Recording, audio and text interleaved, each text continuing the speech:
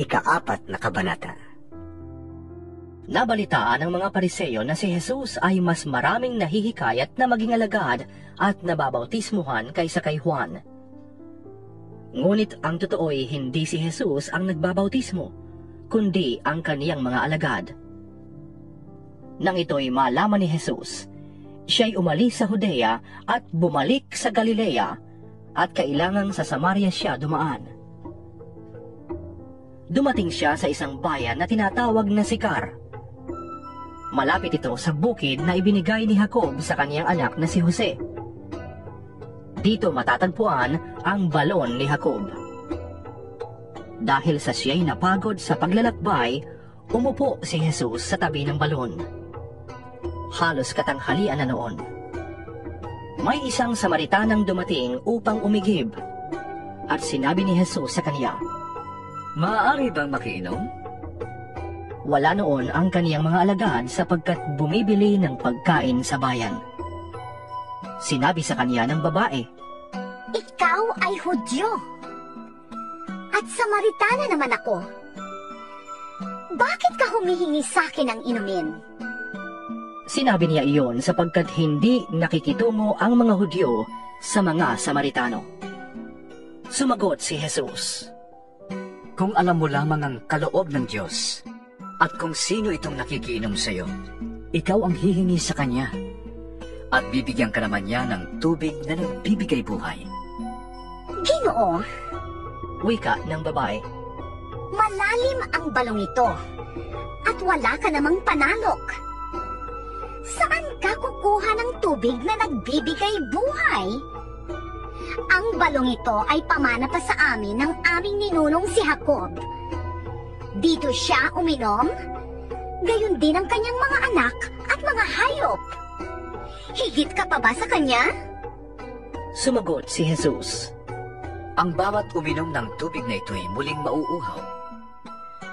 Ngunit ang sino mang uminom ng tubig na ibibigay ko sa kanya, ay hindi na muling mauuhaw kailanman. Ang tubig na ibibigay ko ay magiging batis sa loob niya, at patuloy na bubukal at magbibigay sa kanya ng buhay na walang hanggan." Sinabi ng babae, "Ginoo, bigyan mo ako ng tubig na ito upang hindi na ako mauhaw, ni pumarito pa upang sumalok." "Umuwi ka at isama mo rito ang iyong asawa." wika ni Jesus. "Wala akong asawa." Sagot ng babae, "Tama ang sinabi mong wala kang asawa, tugon ni Jesus. sapagkat 5 na ang iyong naging asawa, at ang kinakasama mo ngayon ay hindi mo asawa. Totoo ang sinabi mo." Sinabi ng babae, "Ginoo, tila yata isa kang propeta. Dito sa bundok na ito, sumamba sa Diyos ang aming mga ninuno. Ngunit sinasabi ninyong mga Hudyo na sa Jerusalem lamang dapat sambahin ang Diyos?" Sinabi naman ni Jesus, "Maniwala ka sa aking ginang. Darating na ang panahon na sasambahin ninyo ang Ama, hindi na sa bundok na ito o sa Jerusalem. Hindi ninyo nakikilala ang inyong sinasamba, ngunit nakikilala namin ang aming sinasamba, sapagkat ang kaligtasan ay nagmumula sa mga Hudyo. Ngunit dumarating na ang panahon, ngayon na nga, na ang mga tunay na sumasamba sa Ama ay sasamba sa Kanya sa Espiritu at sa katotohanan, sapagkat yan ang uri ng pagsambang ibig ng Ama. Ang Diyos ay Espiritu, kaya dapat siyang sambahin sa Espiritu at sa katotohanan." Sinabi ng babae, "Nalalaman ko pong darating ang Mesiyas, ang tinatawag na Kristo. Pagdating niya, siya ang magpapahayag sa amin ng lahat ng bagay." Ako nga ang tinutukoy mo. Akong kausap mo ngayon. sabi ni Jesus. Dumating ang kaniyang mga alagad ng sandaling iyon at nabigla sila nang makita nilang nakikipag-usap si Jesus sa isang babae. Ngunit isa man sa kanila ay walang nagtanong sa babae, "Ano ang kailangan ninyo?" Wala ring nagtanong kay Jesus, bakit ninyo siya kinakausap. Iniwan ng babae ang kaniyang banga, bumalik sa bayan at sinabi sa mga taga roon, Hali kayo! Tingnan ninyo ang taong nagsabi sa akin ng lahat ng ginawa ko! Siya na kaya ang Kristo! Kaya't lumabas ng bayan ang mga tao at nagpunta kay Jesus. Samantala, makailang ulit na sinabi ng mga alagad kay Jesus, Guro, kumain na kayo. Ngunit sumagot siya, Ako'y may pagkaing hindi ninyo alam. kaya't nag-usap-usap ang mga alagad. May nagdala kaya sa kanya ng pagkain? Sinabi sa kanila ni Jesus, Ang pagkain ko'y ang tuparin ang kalooban ng nagsugo sa akin at tapusin ang ipinapagawa niya sa akin. Hindi ba sinasabi ninyo, 4 na buwan pa at anihan na? Sinasabi ko naman sa inyo, masdan ninyo ang mga bukid. Hinog na ang trigo at handa ng anihin. Ang umaani ay tumatanggap ng upa at nagtitipo ng bunga para sa buhay na walang hanggan. Kaya't kapwa nagagalak ang nagtatanim at ang umaani. Kaya totoo ang kasabihang, iba ang nagtatanim at iba naman ang umaani. Sinugo ko kayo upang anihin ang hindi ninyo itinanim. Iba ang naghirap dito at kayo naman ang umani ng kanilang pinaghirapan. Maraming Samaritano sa bayang iyon ang nanalig kay Jesus dahil sa patotoo ng babae. Sinabi niya sa akin ang lahat ng aking ginawa. Kaya't pumunta sila kay Jesus at nakiusap na tumigil muna siya roon. At tumigil nga siya roon ng 2 araw. At marami pang sumampalataya nang mapakinggan siya. Pagkatapos, sinabi nila sa babae, Naniniwala kami ngayon. Hindi na dahil sa sinabi mo, kundi dahil sa narinig namin siya. Kaya alam na namin, siya nga ang tagapagligtas ng sanlibutan. Pagkaraan ng 2 araw, bumalik si Jesus sa Galilea. Si Jesus na rin ang nagsabi na ang isang propeta'y hindi iginagalang sa kaniyang sariling bayan. Pagdating niya sa Galilea ay mabuti ang pagtanggap sa kaniya ng mga taga roon, sapagkat nasa Jerusalem din sila noong pista ng Pasko at nakita nila ang lahat ng kaniyang ginawa roon. Nagpunta uli si Jesus sa Cana na nasa Galilea. Dito niya ginawang alak ang tubig. Sa bayan naman ng Capernaum ay may isang pinuno ng pamahalaan na may anak na lalaking may sakit. Nang mabalitaan niyang bumalik si Jesus sa Galilea mula sa Judea, pinuntahan niya ito at pinakiusapang pumunta sa Capernaum upang pagalingin ang kaniyang anak na naghihingalo. Sinabi sa kanya ni Jesus, Hanggat hindi kayo nakakakita ng mga himala at mga kababalaghan, ay hindi kayo sasampalataya. Ngunit sinabi ng pinuno, Tayo na po, Panginoon, bago mamatay ang aking anak. Sumagot si Jesus, Umuwi na kayo. Gagaling ang inyong anak. Naniwala ang lalaki sa sinabi ni Jesus at umuwi na nga siya. Sa daan pa lamang ay sinalubong na siya ng kaniyang mga alipin at sinabing pagaling na ang kaniyang anak. Tinanong niya ang mga iyon, Anong oras nang bumuti ang kalagayan niya? 1:00 po kahapon nang siya ay mawala ng lagnat. Tugon nila. Naalala ng ama na noong oras na iyon sinabi sa kanya ni Jesus, Gagaling ang inyong anak. Kaya't siya at ang kaniyang buong sambahayan ay nanalig kay Jesus. Ito ang pangalawang himalang ginawa ni Jesus sa Galilea pagkagaling sa Judea.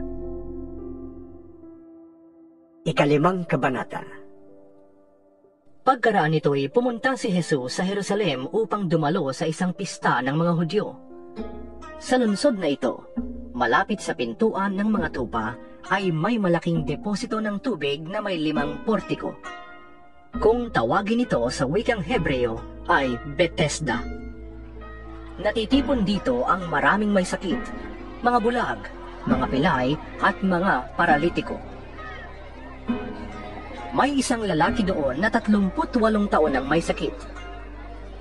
Nakita siya ni Jesus at alam niyang matagal nang may sakit ang lalaki, kaya't tinanong niya ito. Ibig mo bang gumaling? Sumagot ang may sakit. Ginoo, wala pong maglusong sa akin kapag gumalaw na ang tubig. Mapunta pa lamang ako ay may nauulo na sa akin. Sinabi sa kanya ni Jesus. Tumindig ka. Buhatin mo ang iyong higaan at lumakad ka. Noon di gumaling ang lalaki. Binuhat ang kanyang higaan at lumakad. Nooy araw ng pamamahinga, kaya't sinabi ng mga pinuno ng mga Hudyo sa lalaking pinagaling. Araw ng pamamahinga ngayon. Labag sa kautusan na dalhin mo ang iyong higaan. Ngunit sumagot siya. Ang nagpagaling po sa akin, ang nagsabing buhatin ko ang aking higaan at lumakit ako. At siya'y tinanong nila. Sino nagsabi sa iyong buhatin mo ang iyong higaan at lumakad ka? Ngunit hindi alam ng lalaki kung sino ang nagpagaling sa kanya, sapagkat nawala na si Jesus sa karamihan ng tao. Pagkatapos, nakita ni Jesus sa loob ng templo ang lalaki at sinabihan. Magaling ka na ngayon. Huwag ka nang gumawa ng kasalanan at baka masahal pa riyan ang mangyari sa iyo. Umalis ang lalaki at sinabi sa mga Hudyo na si Jesus ang nagpagaling sa kanya. Dahil dito, si Jesus ay sinimulang usigin ng mga pinuno ng mga Hudyo sapagkat nagpagaling siya sa araw ng pamamahinga. Ngunit sinabi sa kanila ni Jesus, Ang aking ama ay patuloy na gumagawa hanggang ngayon. At gayon din ako. Lalo namang pinagsikapan ng mga pinuno ng mga Hudyo na patayin siya, sapagkat hindi lamang niya nilabag ang batas tungkol sa araw ng pamamahinga. Sinasabi pa niyang ang Diyos ang kaniyang ama, at sa gayon ay ipinapantay ang kaniyang sarili sa Diyos. Kaya't sinabi sa kanila ni Jesus, Dapat ninyong malaman na walang magagawa ang anak sa kanyang sarili lamang. Ang nakikita niyang ginagawa ng ama, ang siya lamang niyang ginagawa.